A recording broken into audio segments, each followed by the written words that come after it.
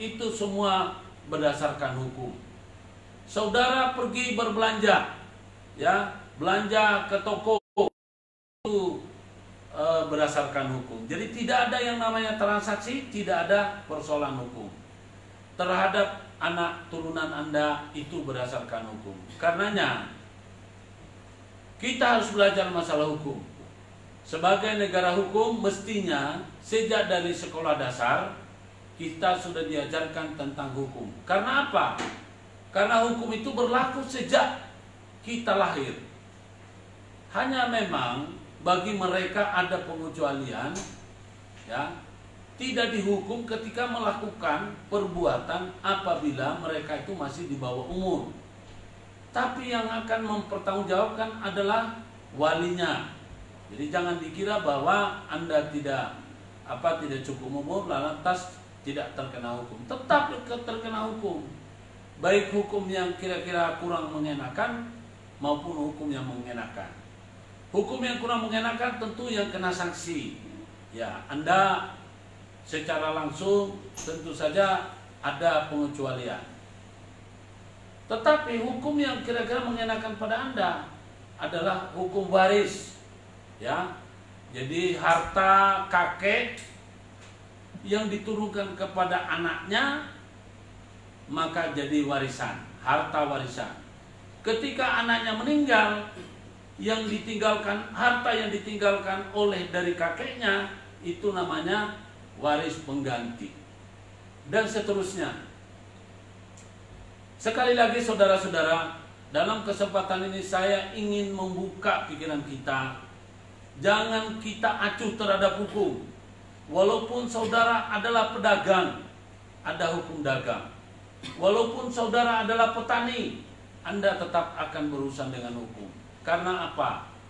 Ya, hasil pertanian Anda bisa dicuri orang, itu hukum. Hasil pertanian Anda dibakar orang, itu hukum yang berlaku. Hasil pertanian Anda, ya, dicurangi orang, itu Anda akan berhukum. Karenanya tidak boleh ada satupun masyarakat yang merasa saya tidak butuh hukum. Jangan. Buktinya sekarang, kalau zaman dulu orang nikah tidak perlu surat nikah, tidak perlu buku nikah. Tapi sekarang sudah perlu buku nikah.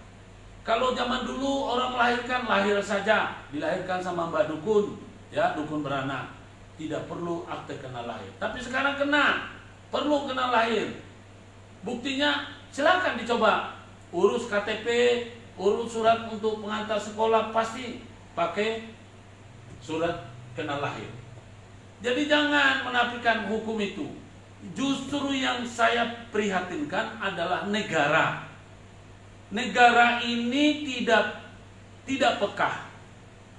Bahwa negara Indonesia dikenal dengan negara hukum sesuai dengan Undang-Undang Dasar 45, bab 1 pasal 1 ayat 3, ya, adalah negara hukum. Artinya semua diatur berdasarkan hukum. Tetapi tidak pernah diajarkan persoalan hukum. Padahal hukum itu berlaku meskipun orang tidak tahu, meskipun orangnya miskin. Jadi tidak ada kata-kata ini, tidak ada kata-kata tidak ada istilah, oh saya ini orangnya di kampung, saya ini tinggal di hutan, saya ini tidak punya harta, saya ini tidak punya apa. Iya betul. Tapi bukan berarti kita tidak ada urusan dengan hukum. Seluruh warga negara Indonesia itu adalah warga negara yang berhukum di negara hukum. Kita tidak harus mengatakan saya tidak melakukan apa-apa. Anda sudah cukup hati-hati. Ibaratnya lagi naik kendaraan. Anda sudah hati-hati naik motor, naik mobil. Ternyata di belakang Anda ada yang nubruk. Itu bukan perbuatan Anda, tapi perbuatan orang. Anda tidak melakukan perbuatan hukum, tetapi dilakukan oleh orang. Nah, hukum kita ini ada macam-macam sebetulnya. Ada yang namanya hukum pidana, ada hukum perdata, ada hukum perkawinan, ada hukum agama, ada hukum internasional, ada banyak hukum.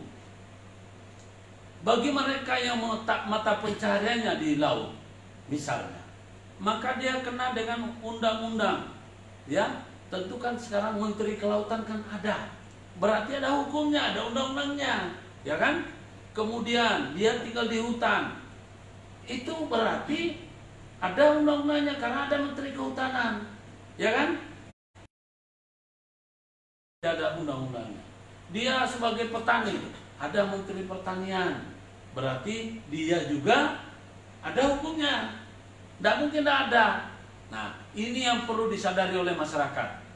Saya melalui mimbar ini menghimbau kepada pemerintah kita, khususnya negara dan umumnya pada masyarakat, agar mari kita adakan kurikulum pengetahuan hukum sejak dari SD, sekurang-kurangnya SMP.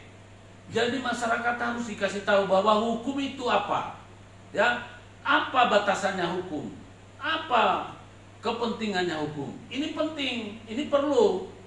Jadi masyarakat kita ini jangan sampai tiba-tiba ada kejadian orang dihukum padahal dia tidak tahu, ya. Sedangkan hukum kita tidak mengenal ada istilah tidak tahu. Pokoknya begitu dia berbuat sesuatu kemudian ternyata menciptakan kerugian bagi pihak lain atau ada namanya pelanggaran, maka itu adalah hukum yang berbicara. Nah, dalam hukum perdata, perdata itu menyangkut kebendaan. Jadi benda. Saudara punya handphone, itu namanya apa?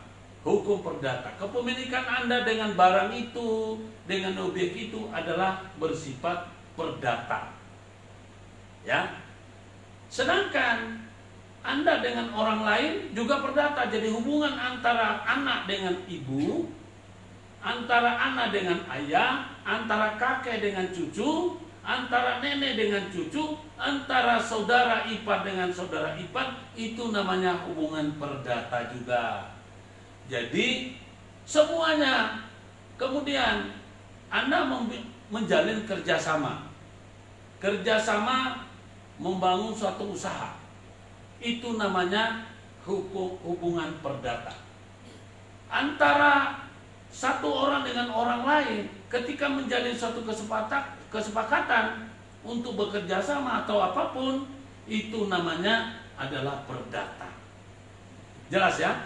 Nah, jadi sekali lagi Bapak Ibu sekalian, kalau dulu hubungan antara suami istri ya hanyalah hubungan suami istri, antara anak dengan orang tua hanyalah hubungan antara anak dengan orang tua. Sekarang itu sudah dibuat dalam undang-undang KUH Perdata.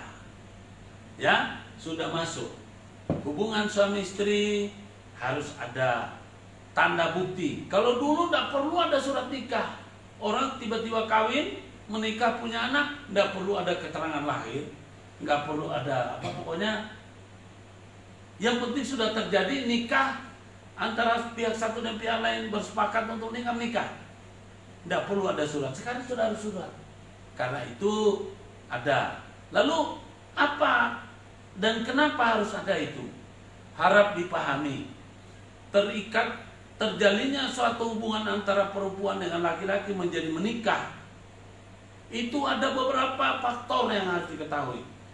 Bisa saja si keluarga suami kaya atau si keluarga miskin kaya, keluarga istri kaya, atau kedua-duanya sama-sama kaya, tapi mereka datang dengan membawa nama keluarga. Di sana dalam keluarga ada namanya pewarisan. Ya, seorang yang datang dari keluarga miskin, mungkin dia miskin, tapi peninggalan orang tua kakeknya banyak. Nah, itu akan berbicara masalah harta.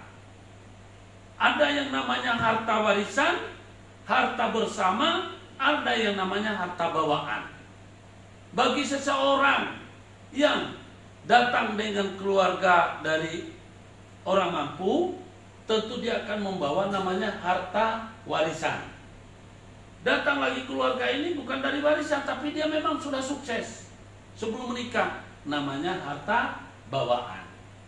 Ketika terjalin suami istri, maka ini harus ada pembicaraan karena takut di salah satu pihak itu hanya mengincar hartanya. Paham? Sehingga begitu mereka pisah akan mempengaruhi kepada yang salah satu atau kedua-duanya. Oleh karena itu, hukum ini perlu diketahui oleh masyarakat. Itu masalah perdata. Sedangkan kalau kita bicara masalah pidana, pidana itu menyangkut kurungan badan, ya, denda, ataupun hukuman mati, ya, hukuman seumur hidup itu adalah pidana. Nah, di dalam pemidanaan ada perbuatan pidana yang harus dihukum dengan